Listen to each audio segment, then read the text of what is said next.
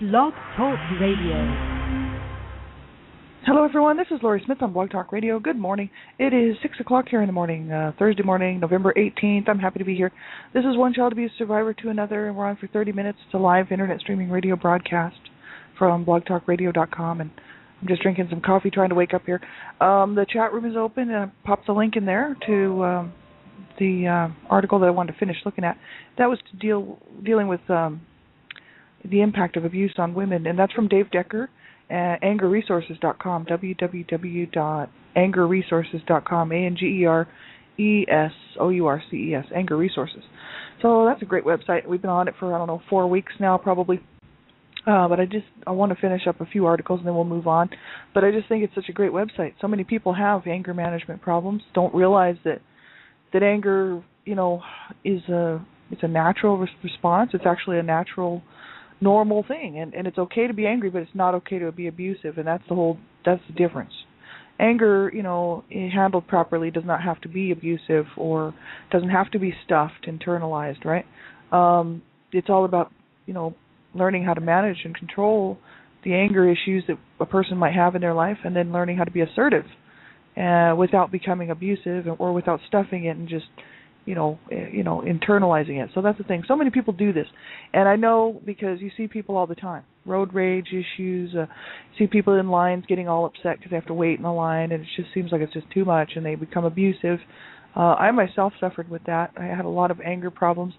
And as a young child, I had a lot of anger problems. And as an adult, so I thought, then I started to stuff my anger because I thought, well, I don't want to be abusive. I want to try to be the best kind of a good person as I can. And so I stuffed my anger, and then I ended up very much internalizing it, and then I was raging on the inside. And so that's just the thing. I think a lot of people have this problem, and I knew so many people like this who had this problem. So I find this website very interesting for anybody. You don't have to be abused to actually get something out of this website, because lots of people suffer from road rage. And not necessarily, they didn't necessarily grow up in an abusive home. So, I think everybody needs to manage their anger and learn how to control their abusiveness, you know what I mean? Because there's just actually no excuse for abuse. There is absolutely none. So that's why I wanted to finish looking at this one section, especially today, impact of abuse on women, and we'll finish that up. It's just a short bit left of that article.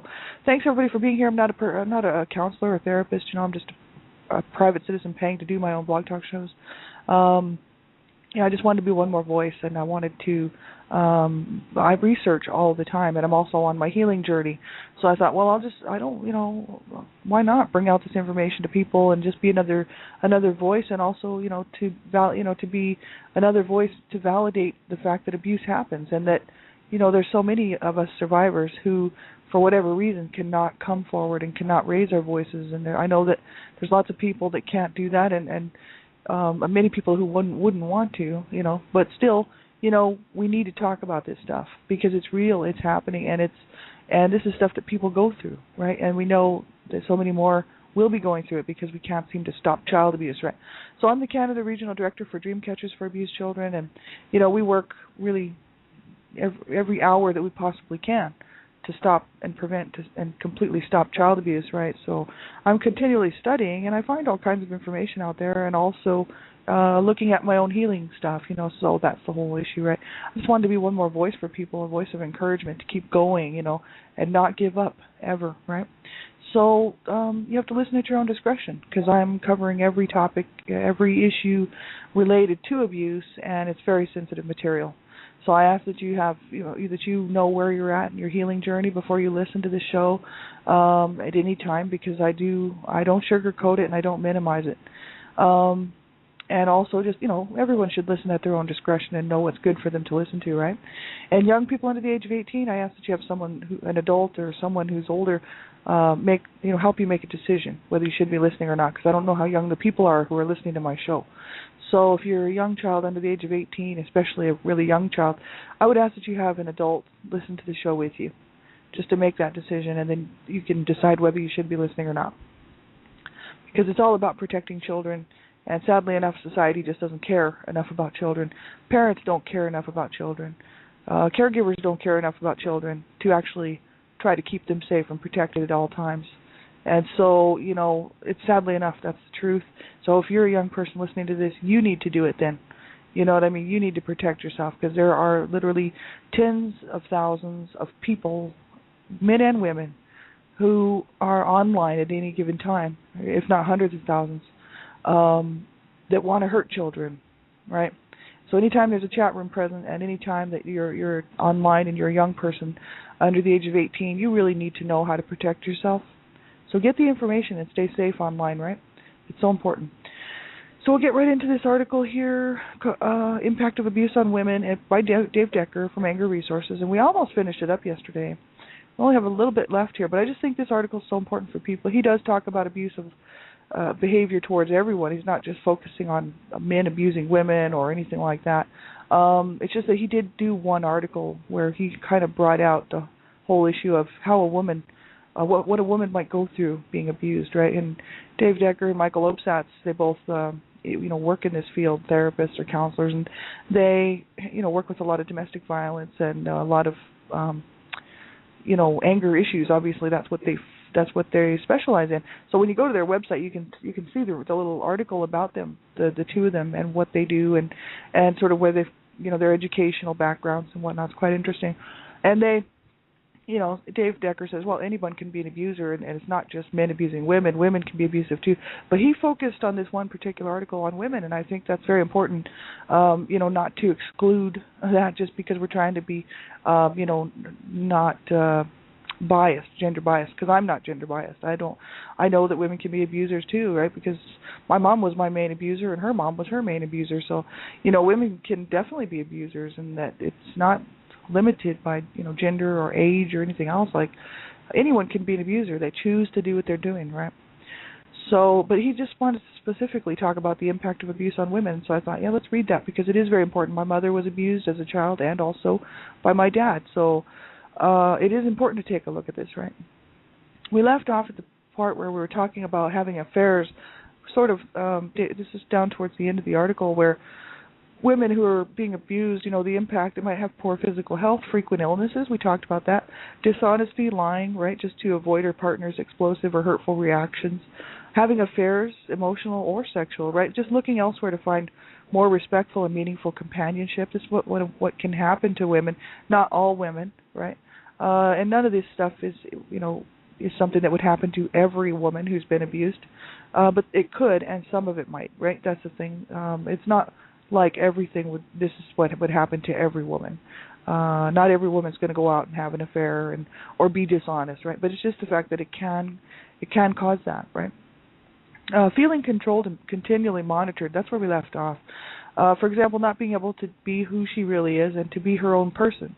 And feeling controlled and continually monitored if a woman's being abused or has been abused in a relationship, right? And that's part of the whole control, the power and control wheel, right? Just someone who controls and continually monitors their partner, and doesn't really allow them to be their own person, right? They just control their whole lives and every aspect of it. And that's very sad. That's completely highly abusive behavior, and, they don't really then know who they are. After you spend so much time like that, you almost don't really know who you are, right? Because you're being forced to live someone else's rules and regulations. You never really get to develop your own, your own persona, right? And that's bad, when parents do that to children. And it's bad when people do it to their partners. But it does happen, and it's really damaging. All of this stuff is extremely damaging. And when people feel that they don't even know who they are because of the abuse, because of the whole issue of their partner or their parents controlling them and controlling every aspect of their life. They don't get to develop into their own person. They feel very much, they can feel that. My mom used to talk about that, and she used to tell my brother, she'd be like, I don't even know who I am. And because we all called her mom, right, my brother actually started calling her by her first name. And she said that when my brother called her son, right, my brother, when he called her that by her first name, she said she started to cry because she had actually forgot who she was and actually hadn't heard her name spoken by any family member for so long because she was just mom, right, to us, right, and to my dad she was whore and slut and everything else, right. And so she hadn't heard her name for a long, long time by a family member, and she actually started to cry. And she said that she realized on that day when my brother actually said that she had forgotten who she was as a person with a name. She says, I'm a person with a name. You know, my mother, I mean, my God, she should have gotten out of that marriage, man.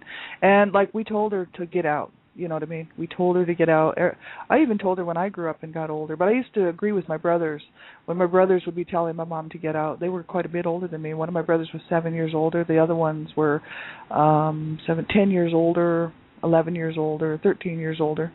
And so, you know, I would be listening to these older teens and older young adults telling my mom, you know, my brothers, my siblings, to get out, right? And that she didn't deserve to be treated like that, even though she was abusive towards everybody. We all loved her very much. And the thing is she was so rock bottom. You know what I mean? She had just been so mistreated her whole life. And people would say, well, you know, she had a choice. Yeah, that's right. She did have a choice. And that's why we kept telling her, you know, to leave, but she wouldn't leave. She was chained and bound in her mind. And the whole abuse that my dad had put on her, and even her own mother, had chained her mind up. So she really didn't think that she had an option. She didn't think, you know, she was psychologically screwed right up. You know what I mean? And that's so sad, right? You don't want to spend your life like that. You know what I mean? So if you're in that situation, make sure you get some help. It's just, you know, so many times adults think that, you know, that they don't have a choice and that there's no way they can get out and all, you know, and sometimes they can't because they literally have a gun to their head and they can't make a move, right? But so many people are afraid of the other side. If they leave the abuser, their partner, their abuser, then what if it's worse out there? You know, well, I can't think of anything worse than just being completely abused. You know what I mean? So I'd take my chances. You know what I mean? There's got to be something better out there. Well, that's what keeps me going, and that's the difference between personalities, I think, right? Because people from the same situation, from the same home, will experience the same abuse, and some of them will look at the world as at the glass as being half full. You know what I mean? And some will be looking at it as if the glass is half empty. And some people will look at the positive, and some people will look at the negative. And, you know, I'm a fighter and a firm believer that there is something better out there. And that's what kept me alive, actually. So that's what.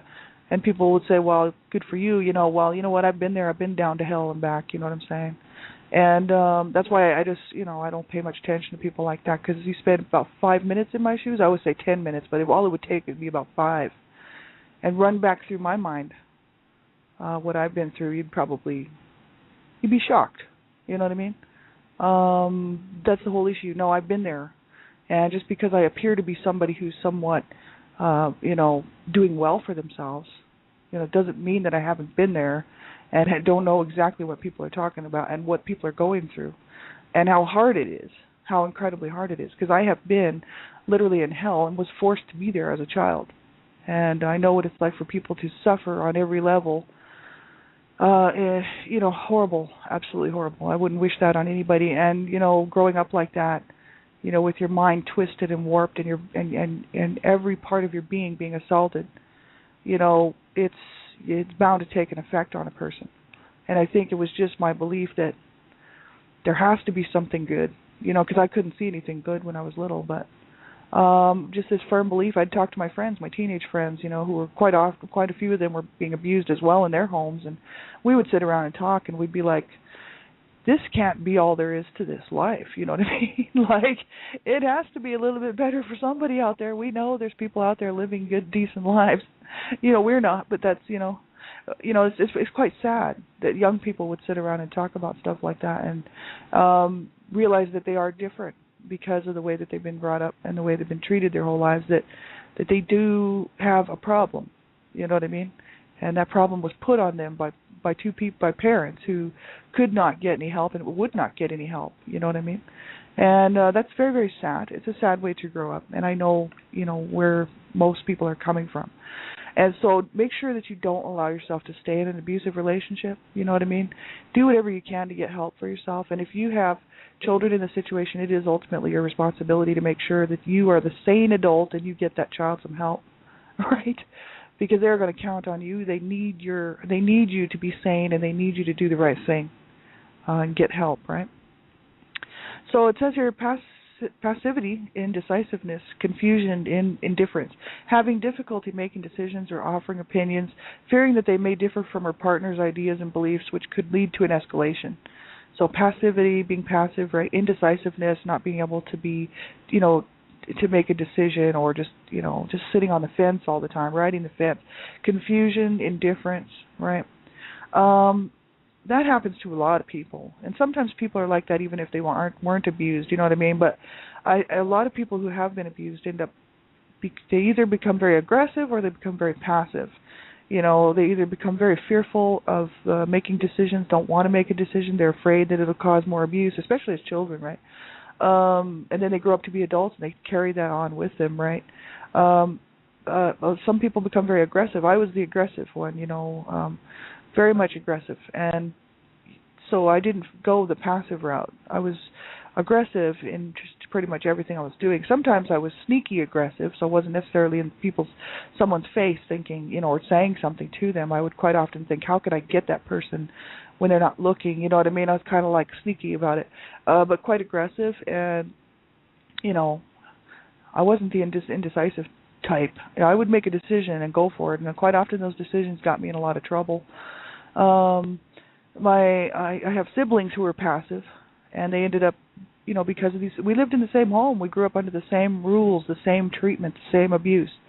But there were 7 siblings, and we were all very much different. We handled it all very differently, and no one came together to hug or hold each other, in any situation, whether whoever was being abused or beat on, or the fights that would be going on. None of the kids rallied around and got together and hugged and said, oh, it'll be okay. No, there was none of that. You know what I mean? We were all very much at war with each other, right? Everybody in our house was fighting, and nobody was together as a team or a unit. And so we all developed very much different ideas. We developed different ways of behaving. All of us did.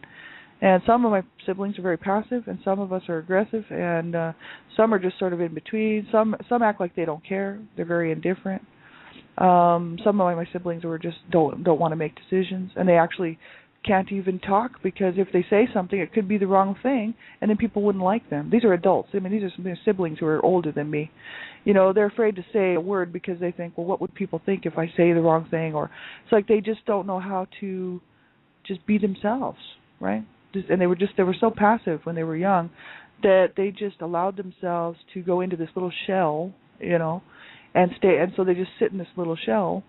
And they don't even speak out because they're just like, no, if I say the wrong thing, it's like, they just don't even really know who they are, right? And that's really sad, but, it's the way it goes, right? And it's very, very sad, very hard on people. Being passive-aggressive, sarcastic, manipulative, sneaky, that might have been sort of me. I was more passive-aggressive or even more aggressive, right? I don't necessarily say I was manipulative. Maybe I was. I was definitely sarcastic. I've been sarcastic my whole life, which has really gotten me in a lot of trouble with police officers, with my parents, because my parents had hurt me as a young child. So I figured, what do I have to lose? When your parents hurt you, both your parents hurt you to the point where you could lose your life, you think, okay, one more blow like that to my head, I'm going to be gone, one more beating like that, I mean, who cares if I die, right? I mean, my soul was murdered as a child, right? So I didn't care. I was very sarcastic, and I used to say things that I knew I shouldn't have said, but I'd say them anyway, and it would get me into a lot of trouble, and it actually did cause a lot of the abuse that was inflicted upon me. But I thought, you know what, I don't care. Because these people have hurt me so extremely bad, what are they going to do, just put me in a body bag? That's about the last thing they can do, and I was actually hoping that they would at the age of 10 years old. Right? And so this is what can happen. It can turn people abuse can turn people to become very much sarcastic and passive-aggressive, because they figure, hey, what do I have to lose? What are you going to do to me? You know what I mean? It's like, well, you're going to kill me? Well, okay, go ahead. Right? You've already murdered my soul and my spirit, so what does it really matter? A lot of people end up like that, and you know what? That's so sad and pathetic. that people can do that to another person, especially to a child, and then think it's okay. I mean, this is where I have my issues with my parents, right? They really didn't care what they did. They really didn't care. And would not take any responsibility for it. And it wasn't just me they were doing this to. They did that to their whole family, right? All the siblings. So it wasn't just me. It's just that I happen to be sarcastic and it's horrible, absolutely horrible what people do. And that's why I fight so hard, to work to stop child abuse, right? Because it makes me sick. And a whole society of people standing by the abusers, because they have a relationship with them and not the children, right? Adults standing by adults. If this was a world where the children were the adults, but the children were still being abused, well, children would be standing by the children and the adults wouldn't have a say. But because it's an adult-oriented world, and it has to be because adults are the ones who make the decisions, and this is the way society is, right? This is the way we've decided that we're going to run things from the caveman days, that the adults in the situation always have relationships with other people, other adults. So who are the adults going to side with? They're certainly not going to side with a 5-year-old child that they have no relationship with. You know what I mean? And so much of society does not care and think that it's perfectly okay to kill and maim and torture your children. And if you haven't lived through that, then you wouldn't even know really what I'm talking about. You know what I mean? It's like it's absolutely ridiculous that people stand by abusers and absolutely do not care about the welfare and the well-being of a child. That makes me sick. That is so wrong. And you know what? These people have to stop killing their children, man. And stop killing them every day, little piece by little piece, right? Which is what I'm fighting against, this abuse that just continues on and on and on. How are we going to get those children some help? No one's going to protect them. You know what I mean? The family members aren't going to hop in there and make a phone call because they're so screwed in the head. They think it's okay to burn the child or kill the child, right? That's the whole issue. This stuff is really wrong. And there's people out there that like to abuse their partners, and they think that that's just fine. And if the partner allows the abuse, it'll just continue on.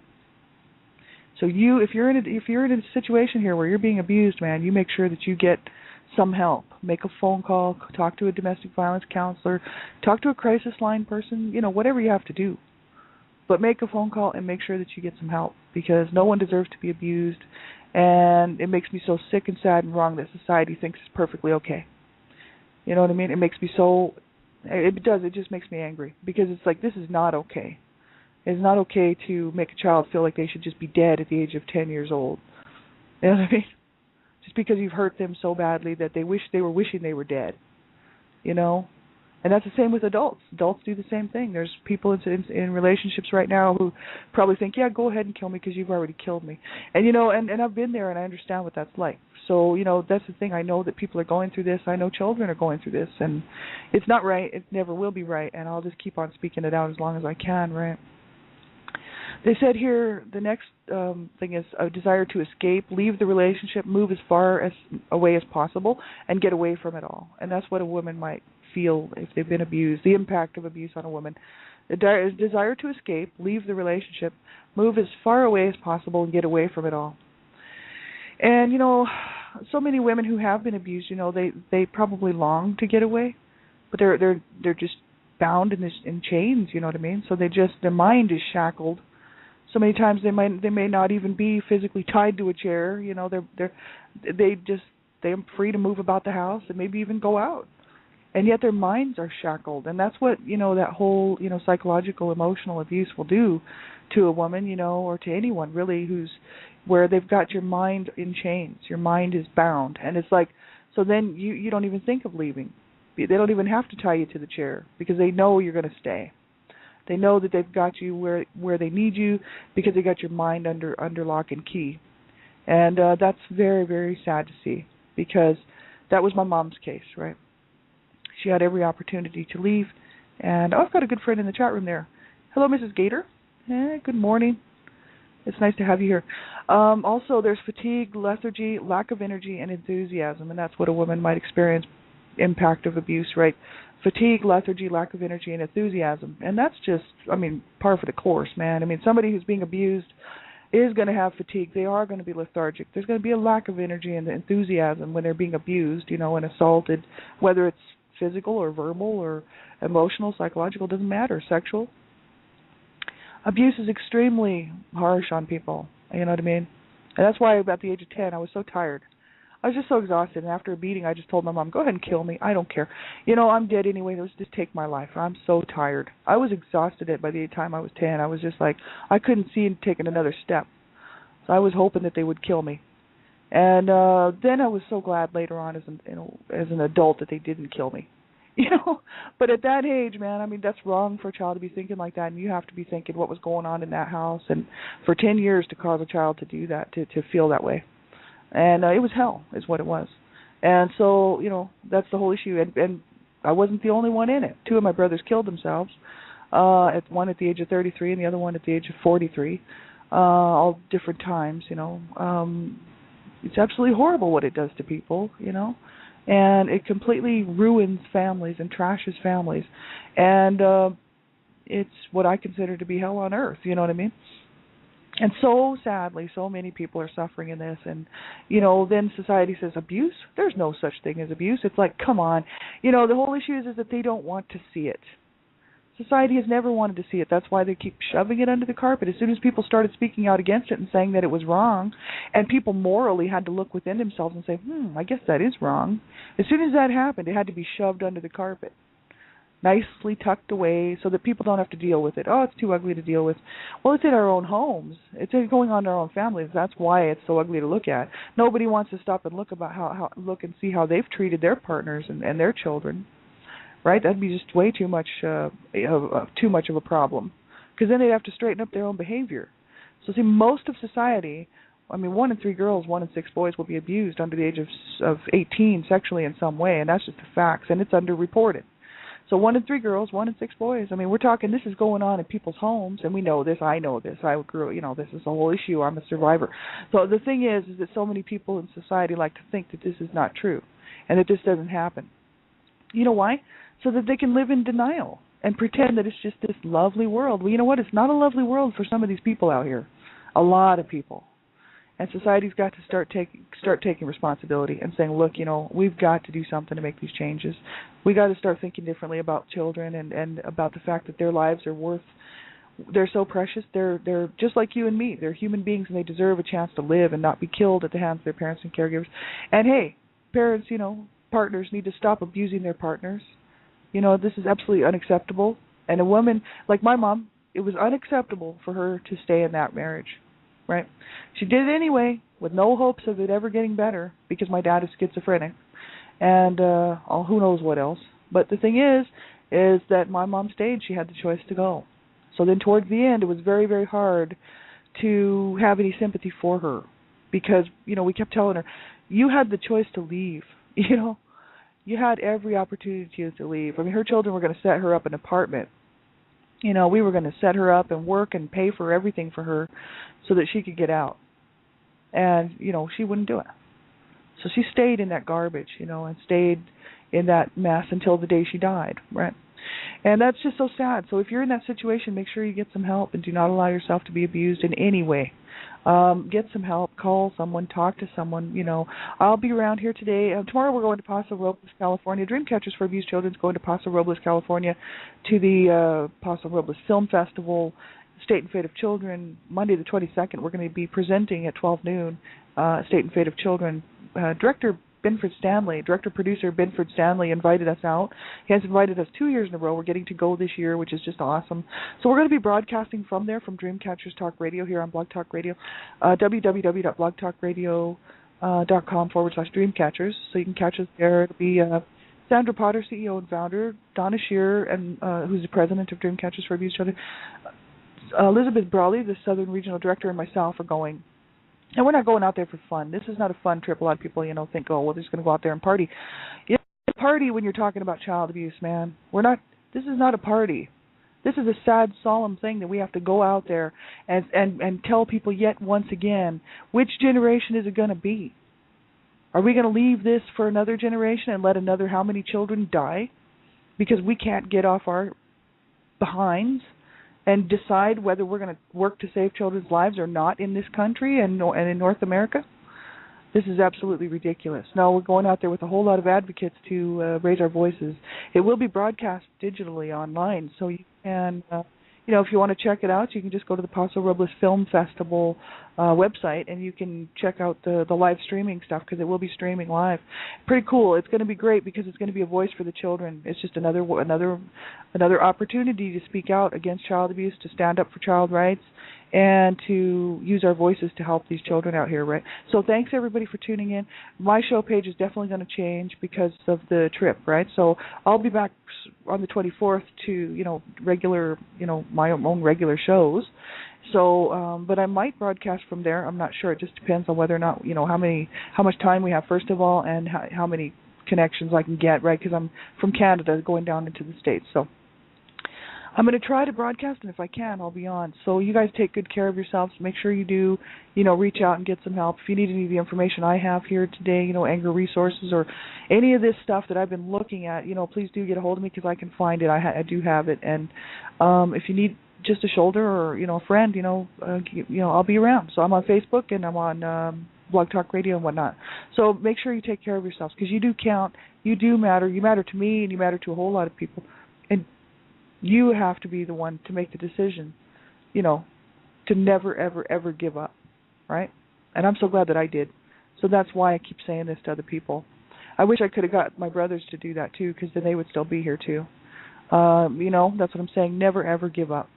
You got to keep on going forward at your own pace, what's comfortable for you, and just know that even through that darkness, man, eventually you're going to come to a little spot of light, and it's going to get bigger and bigger and bigger.